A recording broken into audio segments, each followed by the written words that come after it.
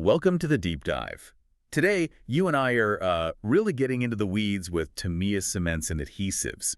Basically, your toolkit for building awesome RC cars. Yeah, exactly. Our mission really is to cut through the confusion. There are so many Tamiya glues. We want you to be able to grab the right one, without frustration and end up with a strong, durable model. Totally.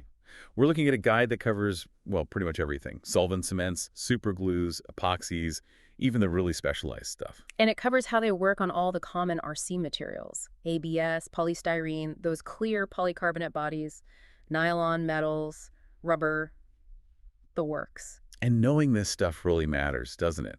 Whether you're building a fresh kit, doing repairs, or maybe some mods, get the glue wrong, and, well, It's not going to end well. You need clean finishes and reliable performance, especially when these cars are under stress. what I found kind of fascinating right away is just how specific Tamiya gets. It's not just one type of plastic glue. No, not at all.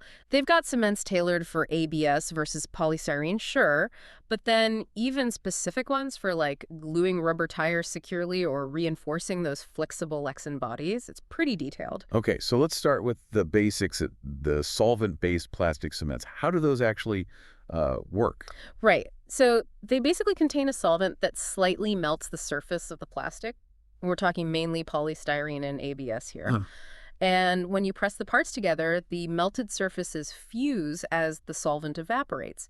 It's essentially a chemical weld, creating a really strong bond. Got it. So the standard Tamiya cement, the one with the white cap, Yeah, what's the deal? that's kind of your general purpose one for polystyrene. It's a bit thicker, so it gives you more working time, maybe 15 to 30 minutes, even longer sometimes. Good for bigger surfaces. 10 filling gaps? Yeah, small ones. It actually has some dissolved plastic resin in it, which adds a bit of strength and body to the bond. Okay. Then there's the X-ray thin cement, green cap. That's stuff like water. Exactly. Super low viscosity. You don't really apply it before joining parts. You hold the parts together, touch the brush to the seam, and wham, capillary action just sucks it right in. Ah, clear. Sets fast too, maybe around 40 seconds. Ideal for general assembly, tiny details. And, fun fact, its base is pretty similar to their airbrush cleaner. Huh, interesting. Okay, but there's an even faster one. Lime green cap. Yep, the quick setting, extra thin, very thin again, but bonds in like under 10 seconds. It's for when you've dry fitted the parts, you know they're perfect, and you just want an instant tack. Need to be sure of your placement then. Definitely. And word of caution, don't use it on rubbery bits, elastomers. It's not meant for those. Right. Now, some people aren't keen on the smell of the regular stuff. The limon cement, orange cap. That's the one. Uses a citrus-based solvent, much milder smell. It also sets slower than the standard thin, gives you more adjustment time. And there's an extra thin limon too. Yeah, less aggressive than the standard extra thin. Some people prefer it for maybe more delicate plastics, like you might find in Bandai kits sometimes, just to be safe. Good tip. Yeah. Okay, last solvent one, cement for ABS. This sounds important for Tamiya RC. Oh, absolutely crucial. A lot of Tamiya chassis structural parts, they're made of ABS. Your regular polystyrene cement, it just won't bond ABS properly. It'll be weak. So you need this specific one for ABS parts. You really do. It's formulated just for ABS. It can also bond ABS to polystyrene, which is handy sometimes.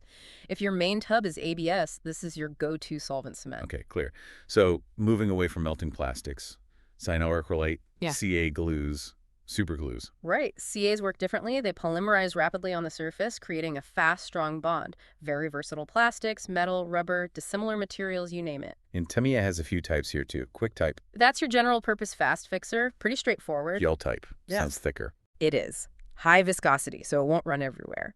Great for precise application, vertical surfaces, filling small gaps, and often used for photo etch parts. Ah, photo etch, right. And easy sanding. Just what it sounds like. It cures in a way that makes it easier to sand smooth afterwards. Good if you need a really seamless finish after gluing and maybe filling a bit. Nice. What about the strong CA? Is that for parts under stress? Exactly. Formulated for higher impact resistance. Think suspension components, or again, photo etch parts on an RC car that might take some knocks. You want strength there. Makes sense. And the specific one for rubber tires, that seems vital. Oh yeah. It's a low viscosity CA, thin, like the extra thin solvent cement. You apply it to the bead of the tire where it meets the wheel rim and it wicks right in. Essential for keeping tires glued on during hard running. Don't want them flying off mid-race. Okay, now these primers. PPP, GPOM. What are those? Okay, so PP is polypropylene, PE is polyethylene, POM is polyacetal.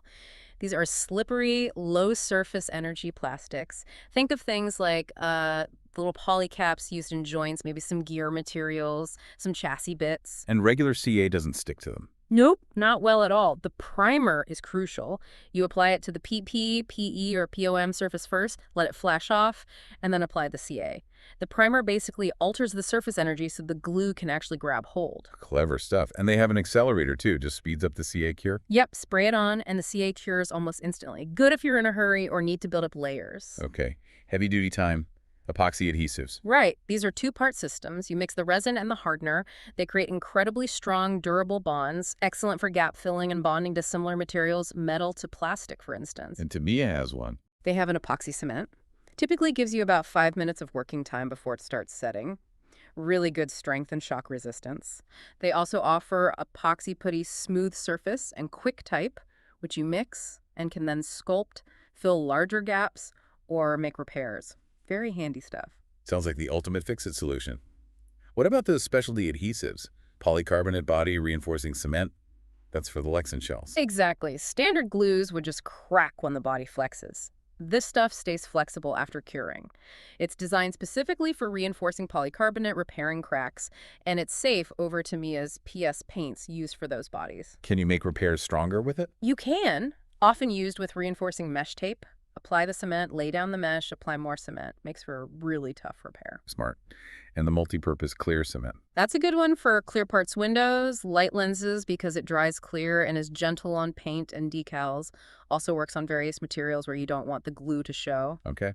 And craft bond and decal stuff. Craft Bond is water-based, good for porous things like wood or paper, stays flexible. The decal adhesive helps decals stick better, and the softener helps them conform to curves, giving that painted-on look. Wow, okay, so we have this arsenal. How do we match them to the actual RC car parts? That seems key. It is. You need to know your materials. ABS chassis, cement for ABS, polystyrene detail parts like a driver figure, standard or extra thin solvent cement, that polycarbonate body, PC reinforcing cement. Rubber tires. Tire CA, absolutely. Metal parts being bonded to plastic, epoxy, or maybe the strong CA, those little POM gears or PE polycaps. You must use the CA primer first, then CA glue. What about things like nylon suspension arms? I see a lot of glass-filled nylon, PAGF. Ah, yeah, that's a tricky one. Tamiya doesn't currently list a specific primer or cement designed just for nylon or PAGF in this lineup.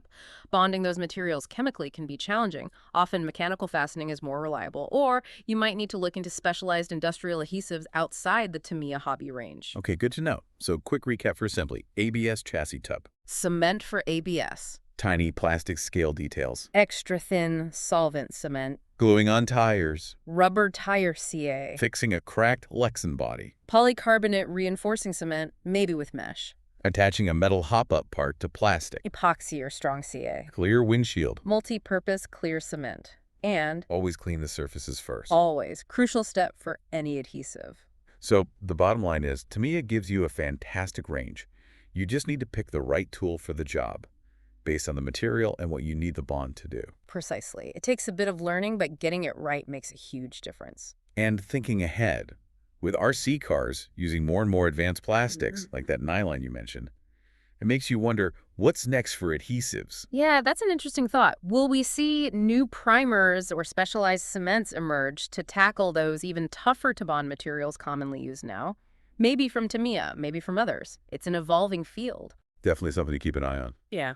So for you listening, hopefully this deep dive helps demystify the Tamiya adhesive range. Refer back to this info, maybe experiment a little on some scrap plastic. Yeah, testing on scrap is always a good idea. Find what works for you. And if you have your own killer Tamiya adhesive tips or tricks, feel free to share them. Thanks for diving deep with us today.